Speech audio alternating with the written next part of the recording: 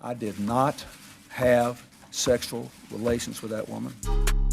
Yes or no? Did you ever take banned substances to enhance your cycling performance? Yes. I had no prior knowledge of the planned assault on Nancy Kerrigan. I am deeply sorry for my irresponsible and selfish behavior I engaged in. Welcome to Oops, the podcast, a very special home locked edition. I'm Francis. This is Julio. We are coming at you live, not live. We're coming at you from Zoom. Dude, what a like sad deja vu this is, huh? Yeah, you know, we're gonna bring you a good episode, guys. So don't give up.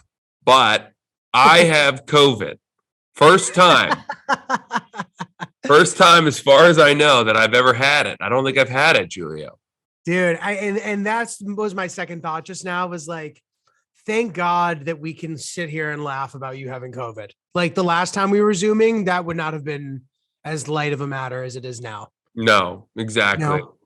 You know, it's funny. It's I feel like we're at a place now that that people with herpes hope to get to. Meaning, Destigmatized. Yeah. Now there was a time when you would have been afraid to admit to everybody that you had COVID, and now I'm loud and proud. I'm not proud, just I'm letting people know because I want to make sure that anyone who's been in contact with me has the heads up. You know, it just, let me tell you something, Julio. I would say a full 40% of the people that I know are saying they have it right now. Same, dude. A lot of people are saying that they have it. And dude, I mean, I might as well have had my fucking mouth on your pecker on Friday afternoon, dude. You should have. You should have. With how close I was sitting next to you for 4 hours or whatever. Yeah. It's a miracle that I'm feeling all right. Yeah, we have basically, look, I know that people who came to our live shows, or not many, or some have said, but I also know that some of the events that Julia and I went to preceding the live shows and afterwards, people have said that from there, there were spreads. The point is, I don't know where this came from. Everyone's timelines of when they got it are different. The people that I've crossed with, there's no point really in trying to assign blame or some sort of like patient zero for this latest outbreak. I think I wrote in my Patreon post the other day, a sort of an amended version of that great Dark Knight Harvey Dent quote: "You either die a hero or you live long enough to see yourself get COVID." And that's how I feel. Like it comes for us all. Yeah, it comes for us all. And I've got it. I have this weird. I have to say this weird. I don't want to say pride, but feeling of, I'm sick. I'm really sick. And I haven't been really sick in a long time. We talked in the live shows about how much I miss hospitals, or not hospitals, but I realized I haven't been to the hospital in a long time. And you get this feeling when you're truly sick of now, I'm a special little boy and I'm allowed to watch movies during the day and eat whatever I want, anything to help me get better. Right. I don't have to work out. You get to watch Jerry Springer 3 times in a row. Exactly. So I feel like a little muffin, and I'm allowed to be a sick little boy, and that's the way it is. Yeah, it's good. And you know what, dude? It's honestly like, it can be stressful if you like have shit you need to do and responsibilities, and that can be a shitty part of being sick as an adult. But this is honestly, all things considered, not the worst time of year for that to happen. Stuff's sort of closing down for the season. And I hope that you're able to, rest the proper amount. There is an interesting moment here, and I wrote about this on the Patreon too, which is I had to weigh. I mean, I felt the symptoms start, and I thought, okay, this is probably COVID. And then I had a split second conundrum, kind of interior battle, where I looked at my upcoming week and I had, my show with Ashley, Stay Humble at the Stand. I had a writing gig that I have to show up for in person. And the amount of money that I stood to lose as a result of testing positive for COVID was quite substantial. Yeah. And this is a time of year where Christmas, buying gifts for people, travel, all that, it's an expensive time of year. And I thought to myself, can I afford to receive a positive COVID test right now? And the sort of 10-day isolation requirement that comes with. I think it's 10 days. It might even be. So dude, I've heard different stuff. I've heard that like it can be a little shorter for vaccinated people as long as you test out of it or something. I honestly don't really know. It's hard to find like the up-to-date information, to be honest. But let's just assume it's 10. Yeah. They said it was 10. Yeah. That's what I thought. Okay, yeah. So it's 10 days.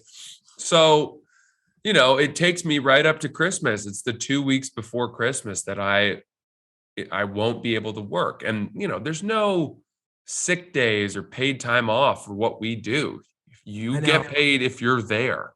Yeah. And obviously I know the correct answer, which is, get tested and abide by the results. I can't go out into the world and just pretend that it's just a cold, get my paychecks and spread this. And I would believe that a lot of people do that. And where before I might have really thought those people are kind of like biological terrorists. Now I'm a little more sympathetic to it. I'm a little more. There are some people for whom receiving a positive COVID test simply is not. They can't afford that. Yeah. Yeah. And it sucks. And I think that's what a lot of the sort of stimulus programs and all of that was for. But I don't know how quickly that snaps in. Like I can't just hit the government up today and be like, hey, I'm out of commission for the next 10 days. I got a positive COVID test. Here's what I stood to make. Can you guys make me whole or like help me? I don't think that's not how it works. I can't even imagine that's how it works. I mean, definitely not now, dude. Yeah. It sucks, man. And it's funny how like, as this continues to sort of linger on, the ethics and the social stuff revolving around it changes too. And you bring up a really good point. It's like, it's turned into, and again, thank God, because before we were just so concerned for our lives, now that everybody's vaccinated and that like the death rate for people who are vaccinated is so low, it now just turns into sort of the second tier, which is like, oh, fuck, my life is now fucked up for a while. This really sucks. But I'm losing out on all this money and it's really making things inconvenient. Yeah. You know? It is. That's the right word, is inconvenient. That said, thank God. Julio, I'm really sick. Yeah. I mean, sorry, man. Walk us through it. What's going on? Yeah. So I guess it started on Sunday night. I think I went to bed feeling the ominous creeping of a sore throat that, that when you're on the eve of the cold and you go to bed just knowing you're going to wake up feeling like death. To me, that's almost worse than being in the thick of it, because there's nothing you can do. You can't get off the tracks. The train is coming and there's a helplessness to it. And there's nothing to be done. There's nothing to be done. I'm like that dog that guy rescued from the train. I don't know if you've seen that clip where he rips the dog's leash is stuck on the train tracks. And the train's coming and the guy runs down, untangles it and pulls it off the tracks. It's a great video. Hero. Yeah. Shit, man. So, okay. So you felt it coming on. Are you coughing? Can you taste stuff? Like what's the whole No issues with taste and smell other than a slightly muted sort of taste and smell from from how Congestion. bad the cold is, but it's, Yeah. you know, certainly not a loss of taste and smell. That, you know, Monday you wake up, deep cold symptoms, very runny nose, very congested, very sore throat, hurts to swallow. Yeah, Jeez. really rough. But I think the thing that is unique to me, at least with this, is the achiness. I have neck pain as though I went water skiing and fell a bunch of times. Like it's the same achiness that you feel after spending a day doing like really rough tubing on a lake. Yeah. Where your driver is like some sadistic uncle whose sole intent is to throw you from the tube. You know, whipping you around. That's how I feel. I feel like I've just taken a bunch of diggers off of some water skis or a tube. That's how I feel, you know? How long have you had the symptoms for? Since Monday morning, really. I mean, I guess Sunday night was as I said, the you know, the preamble to this, but Yeah. Monday is when it was full bore. And it's been as bad as Monday for 3 straight days. Oof, dude. There's no improvement. Yeah. No light at the end of the That tunnel. too. Can't say that yesterday was better or worse. It's all just been bad. Yeah. Today I slept until about 11:30 a.m. I mean, I slept 13 hours. Jesus, dude. You know, and you're waking up in fits and starts, needing to drink water, blow your nose, sleeping, almost sitting up to try to help with that crap. But yeah, man, I mean, look, it is what it is. If there's any silver lining here, it's that I hope this will armor me with some antibodies. They say it should. So let me ask you. So you have not gotten the booster yet, right? No, we were scheduled to get the booster. You know, frankly, I hate to say I was probably a little bit negligent about the booster. Yeah. And I shouldn't have been. But I also know a bunch of people who have contracted it who had been boosted like in the last 2 weeks. But I can say that those people are describing much milder symptoms than the ones I have.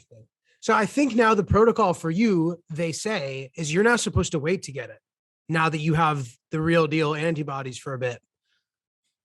Well, I will happily do that because I suspect now that when I get the booster, that's going to knock me out for a day. You'll be superhuman. Yeah. And yeah, I think I forget the exact timeline, but it's at least a month or two or something. Guys, if you're listening, make sure you research this on your own. But crazy, man, fucking nuts. Yeah. You know, my fear is that whatever, you know, I'm hoping, and maybe this is a selfish hope, but I'm hoping it's Omicron that I have. Because I want the antibodies to the latest, greatest version of to the newest iOS of COVID. Yeah, dude. I don't want to be like the guy who, you know, bought the iPhone 12 at the COVID store 2 weeks before Apple announces, like, here's the new version, everybody, you know, and I don't want to be that guy. I want to be the guy with the newest. Yeah, I want to be cool and hip and fresh on the block with my new COVID antibodies for at least as long as I can be. Totally. Hey, Chris, are we allowed to talk about your sitch too? Yeah, sure. Why not? All right, guys. So another update. Chris has COVID as well. Yeah. Oh God. Chris got unlucky because Chris actually got the booster and must have just gotten COVID the day before or something, because then he just thought he was sick from the booster, but he had COVID. So Chris, you want to tell us? Yeah, so I got my shot Wednesday morning, and then I was really tired Wednesday night, and I was like, oh, it's just a booster. I'm just hanging out. I couldn't work. I was like, oh, I can't focus. My brain's mush. And then Thursday, I kind of did all my work, got everything done. And that was like hard because I was like, oh, I got to try extra hard. My brain's really not working. This is weird. And then I woke up Friday with whatever Francis had, but I only had it for that one day. So Friday was out. I was just laying in bed, tired, achy all day. And then Saturday, I was just kind of not as achy and just kind of, I was able to move and stuff. I wasn't just like exhausted, but it was still a little bit there. And then Sunday was there, and then it got better every day. Now I'm pretty much back to normal. Are you gonna get tested again soon to like see? If you Yes. I was gonna go today, but the line was like an hour long. So I've heard that it's been crazy, dude. And I've been Yeah. hearing from people too, like stressful. every single thing that I've gone to in the past week, I've been getting texts, "Hey guys, I have COVID." Yeah. From like group, you know what I mean? So Yeah. it brings up the other point, which is like at this point, I feel like earlier on it was a thing where like you'd be mad at the person who gave it to you, even though it wasn't their fault. You know what I mean? And I feel like now there's really no way to be that person. Like, you know what you've signed up for by going out, you know the risks associated with it. And like, Yeah. it's nobody's fault. Like, there's no world where I would be mad at somebody who, if they gave it to me. Yeah. You Well, know? it's also shocking, Julio, that you don't have it, I know. I agree. because both Chris and I have it. I know. I mean, you know, it speaks to like where you know, where is it coming from? What do you need to do? You know, I'm so curious about how I got it. It's such a strange moment for me because I feel like a kid. I do feel like a kid. There's just this waiting period where I have to allow myself to act like a completely worthless human being. Yeah. Well, dude, And maybe it'll be nice. Maybe it'll be like rejuvenatory mentally. Like you'll have some nice time to kind of like do some big picture assessment of your life. I find that like when I'm in these forced states of like having to do nothing, I tend to like have some really good thoughts. yeah, but my brain's not really working. I mean, all of this is under a fog. And I wish, you know, I could do something creative but I just find myself, it's all I can do to even like open my Gmail inbox. I just want to lie on the couch with a ginger ale and the dog and watch, you know, holiday movies for the fourth time. That's all I want to do. Guys, we know a lot of people's New Year's resolutions involve some kind of like fitness aspiration or lifestyle change, whatever. We're here to recommend an app called Fitbod to you, which helps personalize your workouts for you in a very specific and helpful way. And they take all sorts of cool things into account, sort of like what sort of gym equipment you have access to. And it gets very, very specific.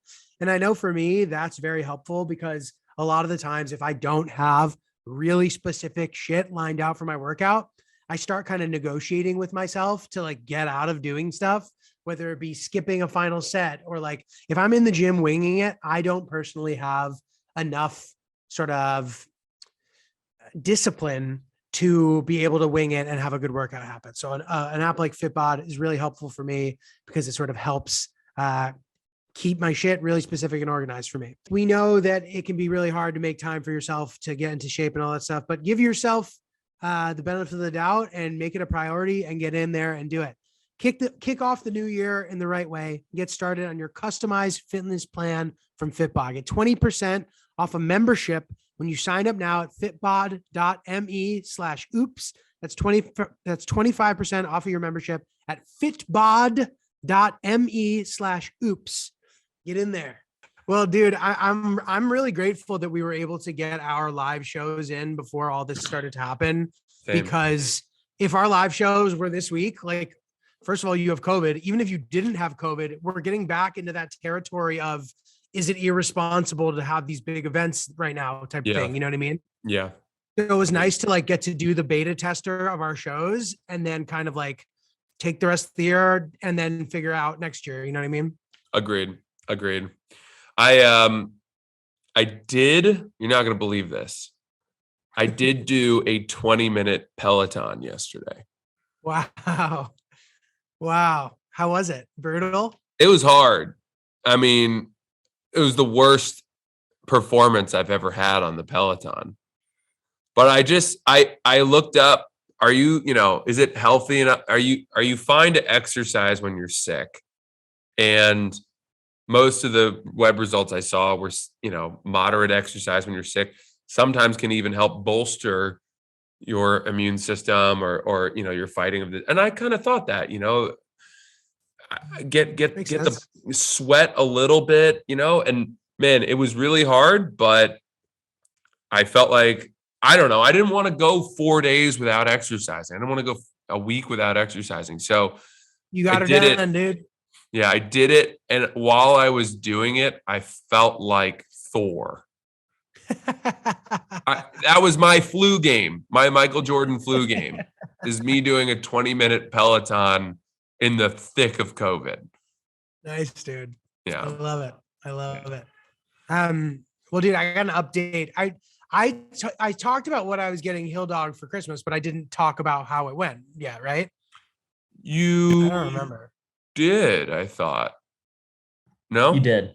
Yeah. Yeah. I talked about how it went. She Yeah, was music very videos. surprised. Yeah. Yeah. Okay, cool. So I have another update, dude. So the TV is obviously on the wall. It's mounted. It's rocking and rolling. But I've noticed that like the bottom sort of like left corner is just like dead, all dead pixels, completely like it's as if the delivery guy was holding it with his bare hands and pushed way too hard on one corner, permanently damaging the side of the TV. Are you in your bedroom right now? No, I'm in the living room. Oh, okay. I was gonna say you should show us the TV.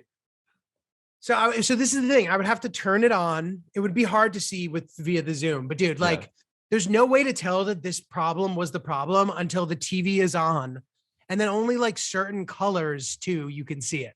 Now, this is a really frustrating problem because I could theoretically return it, right? But if I were to return it, I would now have to take it off of the wall and put it in a box that I don't have and bring it back and then get a new TV and remount the new TV. It's like, don't give me a fucking homework assignment, dude. I'd rather die than do the things you just described. And I think this speaks to a wonderful gender divide, which is something I've noticed that, Sierra's ability to shop online as a two-way street is, It's amazing. I admire immensely. Hillary too, man. It's wild. And I think women have come to terms with the fact that, stuff you buy online might not be great, might not be what you want, but it's fine. All you got to do is send it back. And these places have good return policies. My mindset about shopping online is that if I buy something from the internet, that door is closed. Yeah. The portal has been sealed. It's over. There is no way to get that back. And even if there is, it's so complicated. I've got to get my hands on a box somehow, which I've definitely already gotten rid of the one that they sent it in. You know what I mean? Because the second I take something out of the box, I immediately take it to the recycling center just to keep the apartment clean. So that's gone. Then I got to print out a shipping label. You might as well. It's like telling me I've got to learn how to, defuse a bomb. It's to me though, that process is so complicated. Hey, dude, watching Hillary do it has blown my fucking mind. Like our apartment might as well be called Hill Dog Shipping and Packaging because, dude, she is printing labels. She's like, "Hey, can you send the boxes down to the doorman to send them out?" Like they can do that. I didn't know that either. I didn't know we could. The last time I knew that I could actually mail stuff from my home was when I was a kid, and our mailbox had a little red flag on it, which you'd tick up to let the mailman know, "Hey, take this with you, buddy." And I thought that was no longer viable. I thought that was like something that, you found in Snoopy or like the Peanuts cartoons. It was so old world America, and nobody did that anymore. Dude, totally. And yeah, man. So to all this, like, dude, also Hillary has like a UPS account. Like, dude, everything about it is just like, I didn't realize you could do any of the shit. But dude, so with the TV now, I called Amazon. I'm like, guys, listen, like, there's no way I'm taking on this big assignment now because they fucked up. I'm like, at least like give me $100 off or something. Like, I don't know. Like, I'm not taking the TV. I'm like, I'm happy to send the TV back. if they send somebody over to take it off the wall for me, bring it back, and then they bring me another TV and mount that TV, sure. Otherwise, no shot, dude. Yeah. Yeah. You know? I know. There's what, it's a huge hassle. It sucks, but I don't know. I don't really know what the alternative is. I guess go to Best Buy and watch them carefully put a new TV into your shopping cart and then miraculously find a way to get that home is really the only solution. And even then you might run into the same problem. Dude, totally. And not to mention that like mounting a TV, I had to call Vasil, our guy. Vasil, Man, Art fucking Vasil. Art Vasil. Yeah. He came over here and dude, he always will like walk me through the process. He'll be like, he'll like call me in. He goes, and I go in and then he goes, you see this, how he does this? And then I'm like, is it going to be a problem? And he goes, no. like he starts showing me stuff as if like I was You're his supposed to. apprentice. I'm taking, yeah, exactly. He's apprenticeshipping me when I'm thinking he's telling me about obstacles. And I'm like, will it be able to, is it strong enough to hold it up? And he goes, of course. I'm like, okay, dude, Jesus, like every time. But anyway, I would have to call him again, give him $100 or whatever it costs. And like, those handy guys aren't cheap, dude. You know what I mean? No joke. So I don't know. It's a bitch, dude. Mm-hmm. Well, it's interesting. I'm finding, Julio, that as we move into a cashless world and at this time of inflationary fear, I don't mind giving people cash. Yeah. I'm saving up all this cash to give to my doormen, and I'm happy that they're taking it off my hands. Dude, it's great. It's Because great. it feels like it's losing value in my drawer. I know. I hear you. Dude, which by the way, this reminded me of something funny. I was hanging out with Hillary's mom and she was like, why is Francis so afraid of inflation? I'm not the only one. I know. She goes, he needs to not be so worried. He's a young man. It's fine. She's like, it's going to be fine. I was like, oh, that's amazing. Yeah. I love it. People are concerned about your mental well-being on different topics. I appreciate that from Mrs. Hilldog. But I don't think I'm the only one, and I don't think it's particularly novel to complain about inflation or be, fearful of it. By the way, this is something I wanted to talk about. Well, hold on a second. Yeah. I was thinking about the other day. I'm sort of changing the subject, and I apologize. Yeah, no, dude, go for it. My brain's not really working very well right now. You know what? Sometimes I get memories of things, in random moments, and it's funny because we've done so many episodes of the podcast that I always wonder, have we reached the bottom of the barrel, or at the very least, are we now only going to be able to put forward topics that are new, things that have occurred to us since the last time we spoke?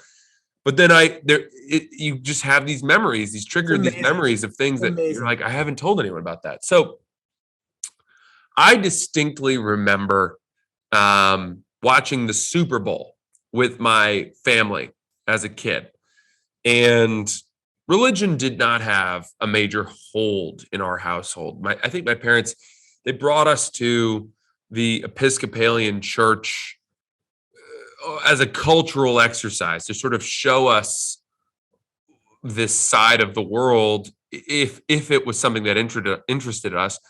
But my sister and I both were very resistant and found it extremely dull on a Sunday morning to put on some uncomfortable outfit. Exact same for my family, by the way. Finally, they were like, all right, you guys are old enough to make your own decisions. Like, if you don't want to go, we don't care. And we stopped going to church. And since then, I've, kind of had musings on my own about what religion means to me and all of that. But I was thinking the other day, I was watching football and I was thinking, man, I distinctly remember watching a Super Bowl. I think it was when the Rams were playing the Tennessee Titans. Kurt Warner. And the reason Kurt Warner is important is because on that final drive, where the Tennessee Titans came up 1 yard short, you might recall. I think Steve McNair was the quarterback. Yes, he was. And Eddie George was the running back. And the Rams had Marshall Faulk. Yeah, these are the stars of the game. But Kurt Warner, the cameraman would pan to his wife in the stands, and as the friggin' Tennessee, they were the Oilers back then, I think, not the Oilers. I think they were the Titans already. Were they the Titans? Let's they might check. have been. I'm gonna check it. Keep telling the story. Yeah, as they were marching down the field, Kurt Warner's wife was praying in the stands, and they kept flashing to her, and she would have her eyes closed, silently mouthing a prayer. And I remember my mom or my dad going, "God's not listening." Like, and then saying things like, "Here we go, God doesn't care about the outcome of your football game." That was good. And being very judgmental and sort of condescending about the fact that this woman was like a born again Christian, and she was invoking prayer to prevent her husband's opponents from crossing the goal line. Which they did not. They were the Titans, by the way. It was the Titans already? Okay. Dude, I don't know why I said Oilers, but that is great. That's so funny, dude. And it occurred to me, I didn't really get it then. I didn't really understand why they were so exasperated. But what I've realized, Julio, is that being intolerant of people's religions is an acquired taste. It's something that you don't really get until later in life. Right. It's an acquired behavior. Yeah. It's like you have to see enough people making decisions that are at odds with what you believe in, but based on their religious faith, before you're finally like, come on, Yeah. Religious intolerance is an acquired taste. I think that's something that it took me a lot of years to come around to. Like put your finger on. It's true, dude. And it's a testament to like how like your state as a child in many ways is superior. Yeah. Yeah. You're much more accepting. You're much more open-minded. You're learning, and you haven't made these like stupid decisions. Yeah. For yourself. And listen, I agree with your family, but I mean in general, as far as like intolerance is concerned, it's interesting how that's a thing, man. Pretty. I know. Well, dude. Also, Kurt Warner, like he was, and actually no, Tom Brady must have been what year was this? Was this before Tom Brady? It might have before been. Tom Brady, but not long before. Yeah. Well, Kurt Warner, if I recall, was a backup quarterback as well, right? And then he like got. That sounds right. Yeah. It blows my mind how good all the backup quarterbacks of our generation have been. Like anybody who gets a chance becomes a star, it feels like. Aaron Rodgers was a backup behind Brett Favre for like 3 or 4 years. Crazy. Tom Brady. There's like plenty of people, dude. It's a crazy kind of age-old tale. Yeah. I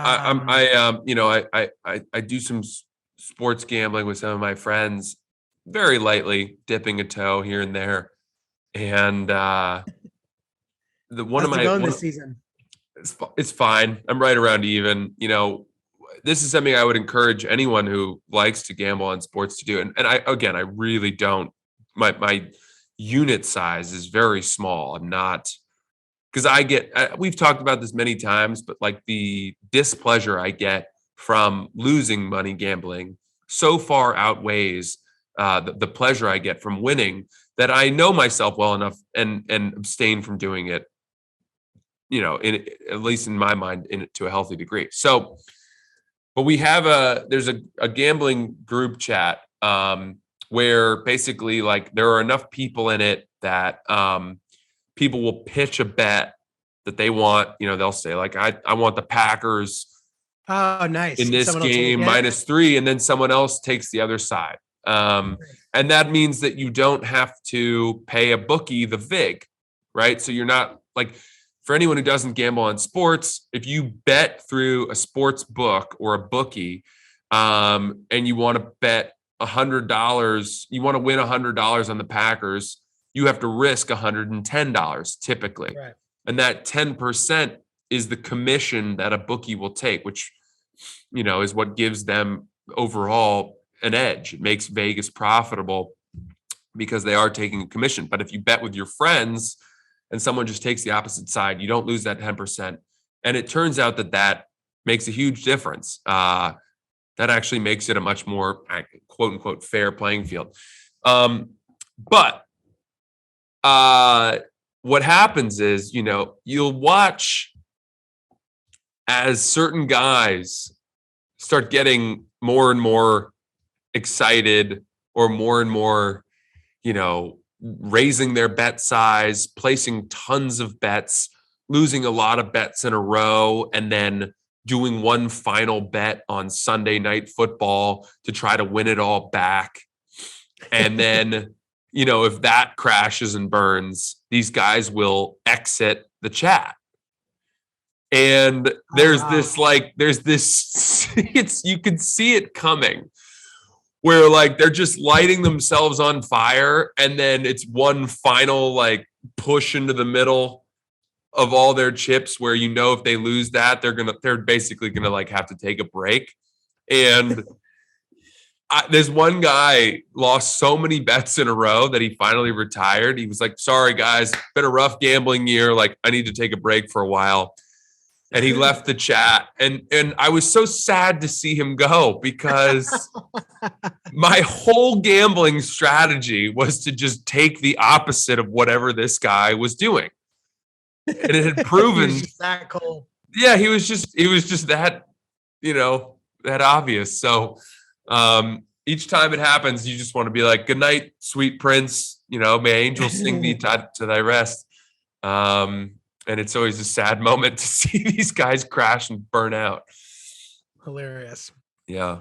Dude, to your point though, about I have a running tab of every bet I've made in the past 15 years. And wow. I have it categorized, and I have the plus or minus. And it's funny, some of these things, I don't know what the fuck I even meant when I wrote it. I'm up $865 career. Wow. But then I'll have something like boyfriend minus $5. I'm like, did I bet on a relationship or something? I have no idea what that's from. Uh-huh. Then another one, plus 200 drinking. I'm like, what on earth? I don't remember what that's from. But then I have the obvious ones. I'm up $300 and playing ping pong, 500 on sports. I'm down big on lotto tickets, down $80 career. Yeah. Those will get you. Yeah, they will. But dude, it keeps you honest having these stupid doing this and it's fun and funny. So guys, tomorrow I'm going to Costa Rica, and that means a lot of time in transit and at the airport. And I'm going to be playing a ton of Switchcraft. I'm currently on level 523. I'm hanging out with a character called Janice, which if you make it that far, as Bailey, which is who you will be, you will know about her, but you don't know about her yet because you haven't gotten that far. We're still trying to find Lydia.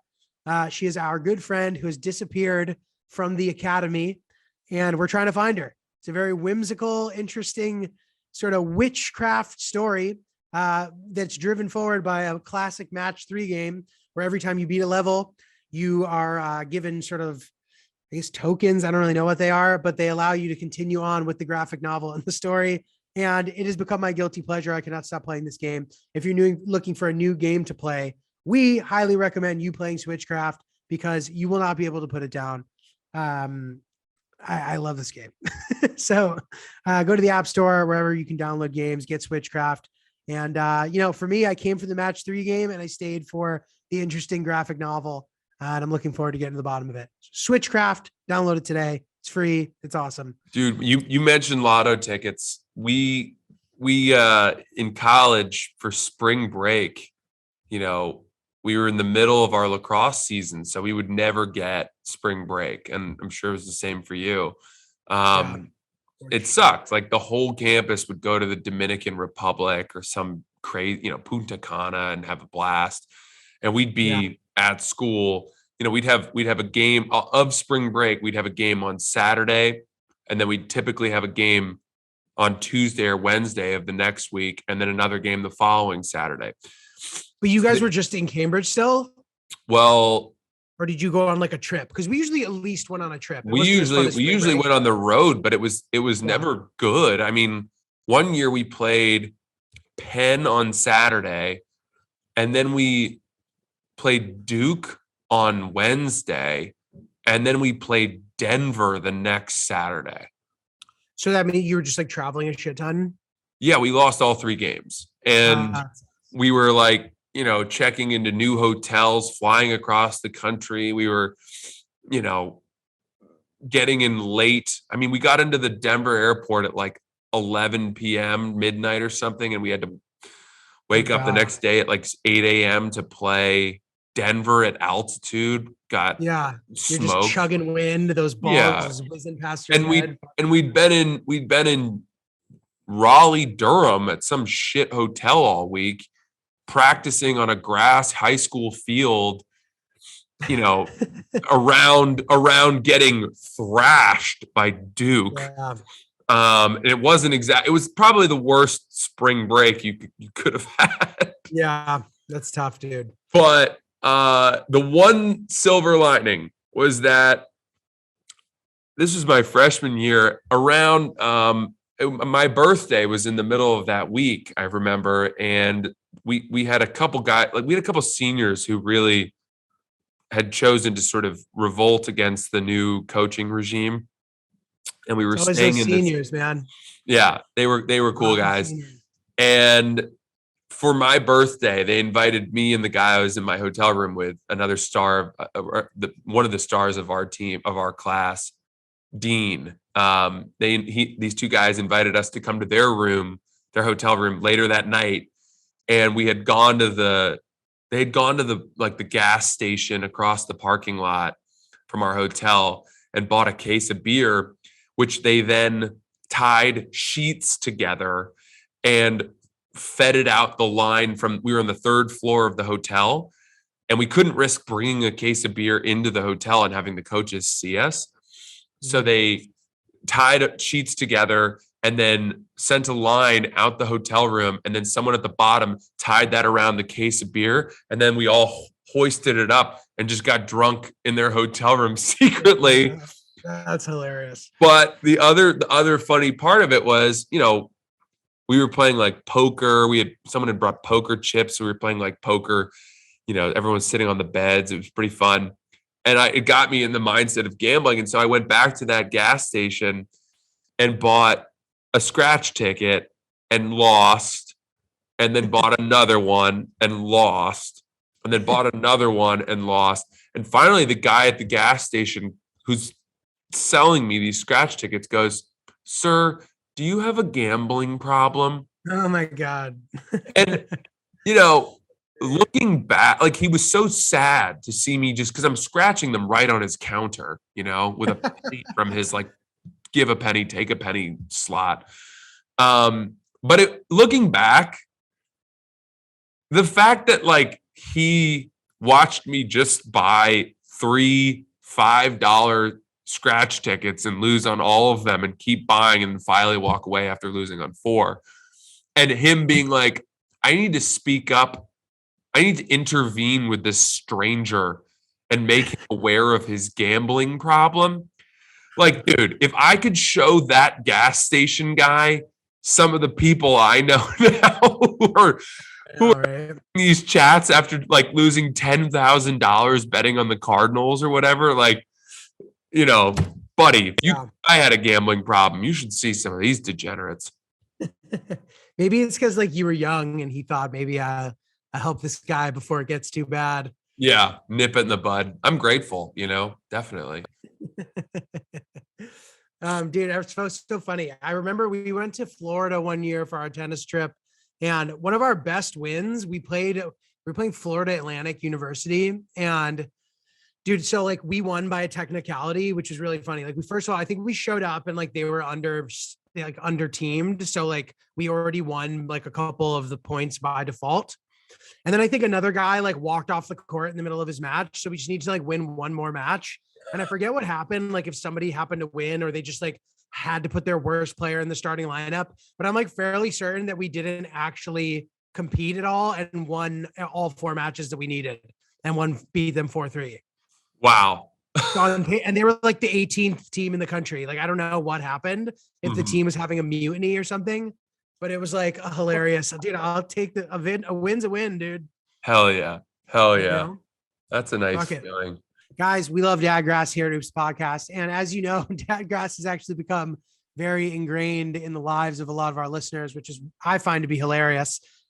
Famously, a couple episodes we talked about how a girl who had broken up with her boyfriend at our show went over to his apartment to talk and try to get back together. And when she got there, he was smoking Dadgrass. And I was like, what a perfect oops, break up and get back together. And what a great way to be chill for a conversation like that with Dadgrass. Because I know that if I were really fucking stoned and trying to have a conversation and getting back with my girlfriend, that's the last thing I would want to do. But if I could take the being really high out of it and just be chill with some Dadgrass, I actually think that might be the perfect storm for how I would want to have a conversation like that. All Dadgrass products are federally legal for ages 21 and over, and it ships right to your door anywhere in the US. Guys, it is smokable CBD, looks like a joint, smells like a joint, tastes like a joint without making you hate yourself from paranoia or being extremely high. Right now, Dadgrass is offering our listeners 20% off your first order when you go to dadgrass.com/oops. Go to dadgrass.com/oops for 20% off your first order. That's dadgrass.com/oops. So, dude, I went to a Secret Santa thing, which, by the way, got the text today that somebody had COVID at it. Great. But over the weekend, I went to a Secret Santa thing, and I guess it's like white elephant style. First of all, let me say this. I think you would have appreciated the format of this party because it was very well organized. It started off with sort of a holiday trivia game, and the losing team had to eat Buddy from Elf's spaghetti recipe, which is like spaghetti with marshmallows and maple syrup and whatever. So like the losing team had to eat a bowl. They all ate their own bowl of this, which is pretty funny and like makes people cry, you know? We did that. Great. And then we move on to like the Secret Santa portion of the evening.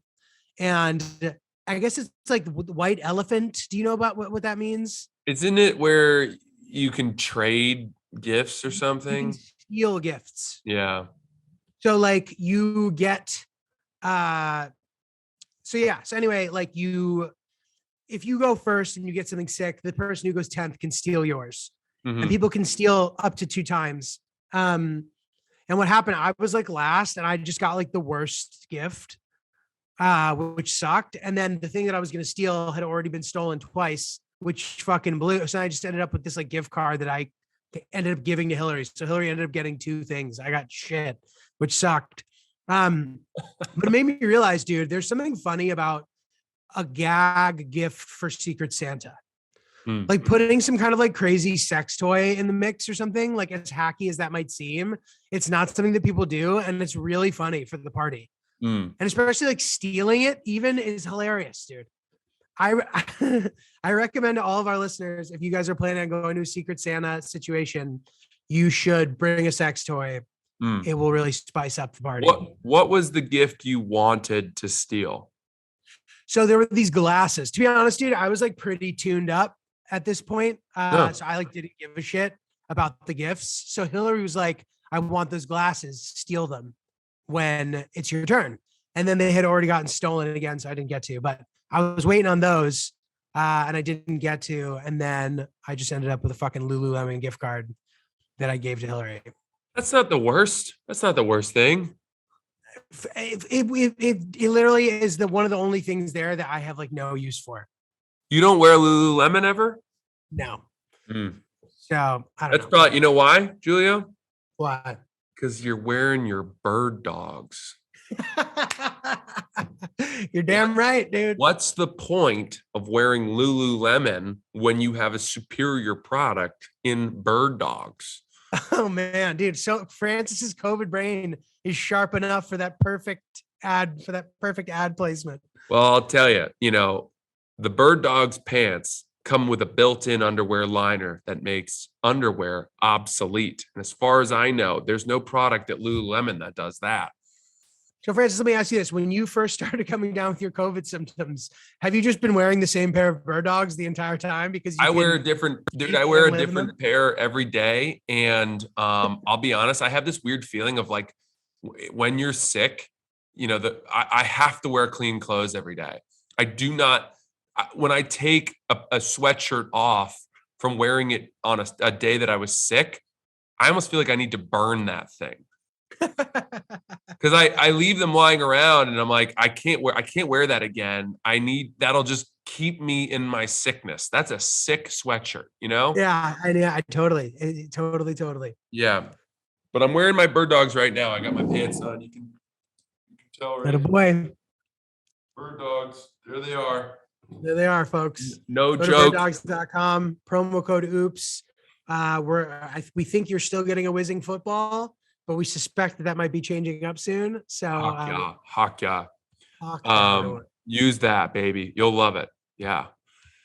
So all good things there. So Hillary is coming to Christmas with my family. Ooh. Yes, she has before. And Okay. it's not as significant because Hillary is Jewish and she's not one of these Jewish people who also celebrates Christmas. They just like don't, they hang out with their family, but she doesn't have like a holiday that she's missing to come to ours. You know what I mean? Sure. Like some kind of celebration or whatever. So anyway, she's coming and she's like, I need to buy gifts for everybody. And I'm like, no, you don't. There's so many people that are going to be at this Christmas, assuming that it doesn't get shut down because of COVID. You don't need to buy all these people stuff. Don't worry about it. And I was like, not to mention, I've already bought all of them stuff. Therefore, you can just give them what I'm giving them. It can be from us. Are you worried she's going to usurp your gifts by getting better stuff for people? No, I don't care about that. Like honestly, I'm pretty sure she will. So I'm not even, it's fine. You've accepted your fate. But dude, to that point, I said, why can't my gifts be from us? And she said, because I don't trust what you've gotten them. Wow. That's cold. That's a cold Christmas. Cold. Truth. Yeah. And she like wants it to be from her and she's a very thoughtful gift giver. All this stuff's great, but I just feel bad that she's suddenly taking on this burden. And I'm sure she doesn't feel that it is, maybe, you know what I mean? Or whatever. But at the end of the day, it's a burden. Like she doesn't need to be, by agreeing to go to Christmas, she doesn't need to take on some, $1,000 commitment. It's like, just let the gifts be from me and you, Bill. Yeah. But I think the flip side is, that there is a real joy in giving gifts. And, especially as someone in Hillary who probably doesn't participate in Christmas very often, it's a chance to flex a little bit. I think for like tasteful, discerning women, they're so good at giving gifts that, I don't know, man. I always find the process of giving gifts stressful. Mostly not because of a money perspective, but it's just I feel like I'm never able to get the right thing for people. I'm just I'm adding more junk to their lives. Yeah. Whereas I think that women, I don't know, anyone in general who's good at gift giving, there is a real joy in knowing you've added value, Agreed. And once you get a good gift, it feels so good to give it, not to keep patting myself on the back, virtue signaling for the hey, Kojai. How you doing, buddy? Kojai's entered the building. When I get a good gift, I'm so excited to give it. And I knew that the TV was a good gift for Hill Dog, and I was super fucking psyched. It's nice to feel that way, but you can't always make that magic happen. Right. Yeah, I know. I hear you. But man, when you have a good gift for somebody and you're all sitting around the fire and the Christmas tree is, all the presents are wrapped under there. And then someone's like, all right, who's next? And you're like, I'll go get some gifts for people. And you go grab the things you got and you put them in their waiting paws. And what's under that wrapping paper, but they don't, and you've got that gift, you're like, wait till you see what's about to happen. That anticipation is really kind of exciting, you know? It is nice, dude. My boy Phil, who you've met before, we usually get gifts for each other. And I remember last year he got me a gift, and it was a great gift. But he was so psyched to give me it. I've never seen him so happy Yeah. than me opening the gift that he got me. Dude, he was so like, his face was glowing. I'll never forget. And he like emphatically did the finger with packing the tin motion that the boys do. Yeah. That, Yeah. he was so psyched, dude. I'll never forget it for the rest of my life. He got me That's like so a heavy good. duty winter coat. It was very nice of him. Wow. And yeah, dude, he was so fucking psyched. It was hilarious. Did he pick that out for you out of the blue, or had you said that was a coat you wanted? He picked it out for me out of the blue. I think he knew that I had done some kind of like winter cleaning with my jackets and gotten rid of most of my jackets. And I had this one jacket that was like warm, but like, you know how when it gets cold, you just need a coat that's like super warm, like that can handle anything. I didn't have one of those anymore. And he got me one of those that, one that was from a brand that was like something that he thought really fit my style and all this stuff. Like he really thought about it, and it was very thoughtful and sweet. Damn. And pretty funny, dude. Damn. Must be nice. Must be I nice. know. Guys, if you're doing some meal prep this holiday season, whether it's for yourself or for others, we recommend HelloFresh. With HelloFresh, you get fresh, pre-portioned ingredients and seasonal recipes delivered right to your doorstep. You can skip all the trips to the grocery store, and you can count on HelloFresh to make your home cooking easy, fun, and affordable. That's why it's America's #1 meal kit. As we know, the holidays can be really crazy, but HelloFresh keeps things super simple for you with seasonal ingredients that completely cut out grocery shopping and limit meal prep time so you can spend more time on the festive season with friends and family. HelloFresh offers 50 menu and market items to choose from every single week, including vegetarian, calorie smart, and gourmet options, providing plenty of variety. And the ingredients travel from the farm to your door within a week, so you can get convenience without skimping on any of the quality. I really love this too, because Hillary and I's New Year's resolution has been to cook more. And this is sort of an easy way for us to start on this process without having to feel bogged down by the process of going to the grocery store and implementing all these new things into our lifestyle. We can just go on the website, get all the stuff we want. It shows up, and boom, we're off to the races cooking. So you can go to HelloFresh.com/oops14 and use the code oops14 for up to 14 free meals and 3 free gifts. That is HelloFresh.com/oops14, code oops14 for 14 free meals and 3 free gifts. America's #1 meal kit, baby. HelloFresh, get in there. Dude, we have an email about gift giving that I think we could read that ties in nicely. Yeah, please. I love this title too. Christmas consultation required from the boys. Oh, don't mind if we do. Dude, I've heard this from a couple people. They've said that like girls have told me their boyfriends will refer to you and I as the boys. So they'll be like, the boys said, and that means Julio and Francis. Well, I guess we're the boys then, huh? We're the boys. We're dude. the boys. I love it. Yeah. I love being the boys. Okay. Yeah, the boys are good. Need some assistance here for Christmas gifting as the season is upon us. I've been dating my girl for a few years, and I need to know, one, what is an acceptable amount to spend on a gift for your significant other? Like what range? 250 to 500, 1,000 plus. Also, is it expected to then receive a gift of equal value? Do you drop hints like, hey, babe, you're going to love your $700 gift this year? Wink, wink. I don't know if I'm simply overthinking this, as I know no matter what I spend, seeing my girlfriend's happiness and surprise opening a sick gift will be a gift enough, to our point. And I think this guy came to the live show too. He said, see you guys at the live show. So that's very cool. What are your thoughts, Francis? Okay. So first of all, in my experience, women tend to care more about their birthdays than Christmas. So the big financial gift, if you're going to spring for it, I would target the birthday ahead of Christmas. I really like this. That's my first take. Secondly, the amount of money, unfortunately, it's not, there's no real algorithm of like, we've been dating 1 year, she's expecting this, or 2 years, whatever. In my experience, I've actually, the longer I've been with somebody, the lower I spend on gifts, because you're allowed to sort of tell each other, well, we've got a lot coming up that we're spending money on, or, we've got the wedding and we're going to be paying for our honeymoon. So let's go a little lighter on gifts this year.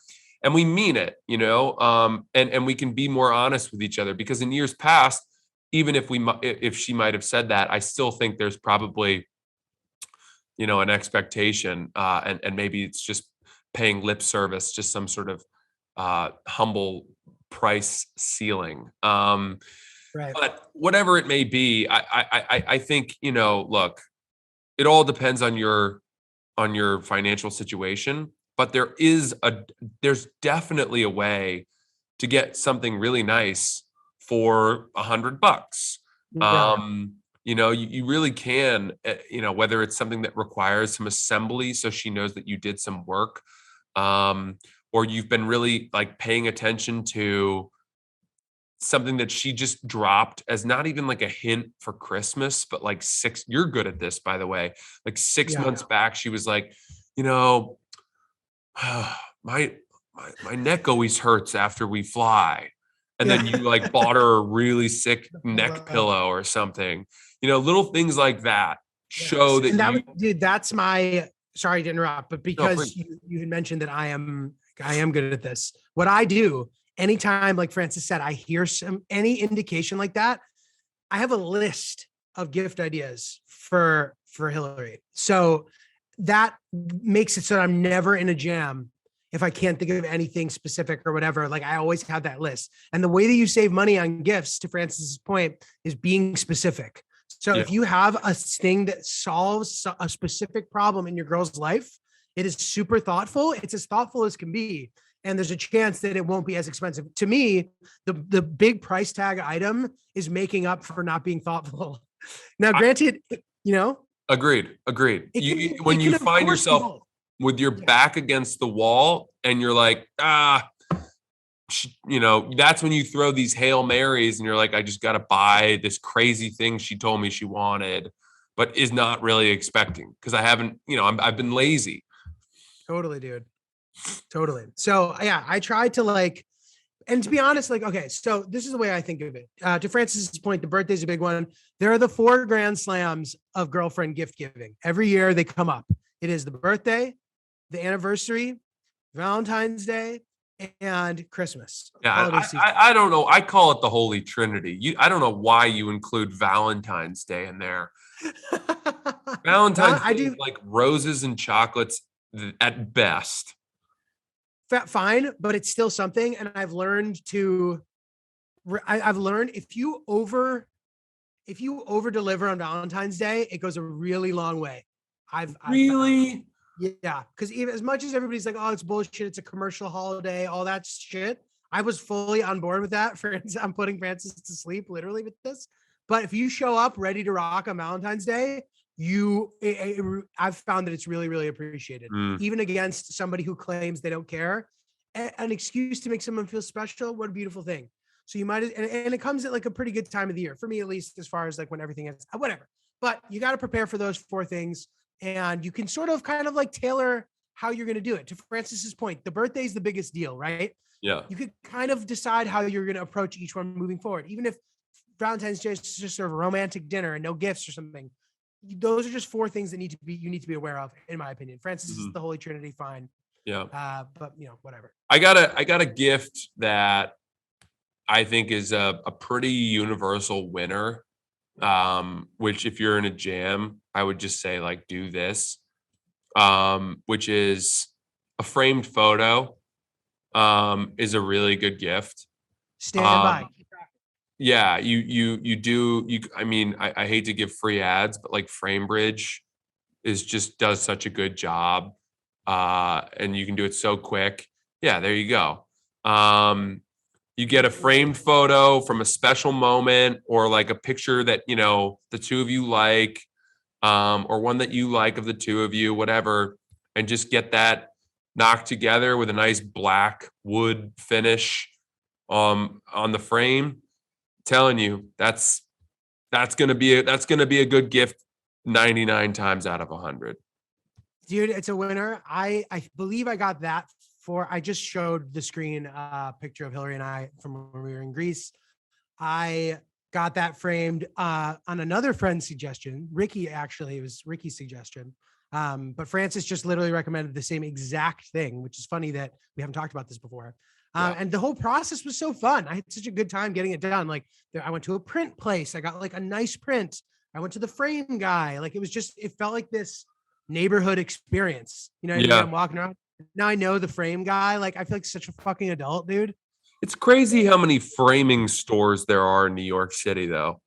I mean, that to me, and by the way, when you go to those stores, it tends to be very expensive. They do a great job, but yeah. That's why I usually just go through this company, Framebridge, which, does a good enough job. But yeah. I wish I knew about that. But dude, so one other thing I want to talk about, and this is making a gift for someone. Okay. I am a believer that if you make someone a gift, you still have to buy them something. Really? Because if you just make someone a gift, it seems like you just don't have any money. No, and especially if it's like a new relationship. Let's you say, don't want to put that out there. What if I were a brilliant wood carver and I spent, 16 hours instead of tending to my wares from my Etsy page, I spent that time carving her this beautiful, cheese board, right? Okay, I would argue that's different because you're applying your skills to pay the bills. Mhm. You're doing something that like has absolute value. You are like, you would normally charge $1,000 to do that. Mhm. Now you're just building it for her with your bare hands. Maybe that is there's an asterisk next to that, maybe. Okay. But I still think if you're not doing something that you absolutely excel in, but dude, even if it is something you excel in, like you wouldn't just like give your girlfriend an envelope with lacrosse and piano lessons in it. You know what I mean? Like that's like super bootleg, man. Yeah. Yeah. I don't know. Fair Whatever. point. But like a collage. Okay. Yeah. Collage or. You gotta have some kind of actual gift to go along with it too. Or you're just saying I'm broke. And you don't want to say that. Yeah. You don't want to say I'm broke. I'm trying to think. I mean, I don't know how to make enough things. Yeah, making her a really nice meal. I think you got to probably add a different gift on top. Yeah, dude, that's some beta shit. Making a meal. You're like, oh, like you got to put more on top of that. Yeah. I'll go down on you while you eat the salad I made you. Oh, must be nice. Dude, have we talked about the steak and a blowjob apology? No, I don't know about this. This guy I know, famously, his girlfriend dogged him or did something to him in college. So she made him a steak and blew him as he ate the steak. And I can't believe she actually did that. It's like it's so stupid. Like those, I don't want to do those things at the same time. No, I don't think I would either, to be honest with you, especially God forbid if you start choking on the steak. All right, babe, right when I'm about to come, I'm going to take this perfect bite. Because then she's got to stop what she's doing and perform the Heimlich, and that's a huge turnoff. I mean, all things considered, it's hard to stay focused through that when you're dying. Yeah. Cool. All right. Well, listen, let's take it out from there, right? Yeah. Let's it's been we appreciate you guys being on board with our old fashioned COVID setup, which we had for all those months that we were quarantining early in 2020. And we don't expect to make a habit of this, but obviously necessity dictates that we do this. So appreciate you guys. I'll keep you posted with how I feel, and send any thoughts or gift ideas to oopsthepodcast@gmail.com. And we'll see you guys soon. Thank you so much.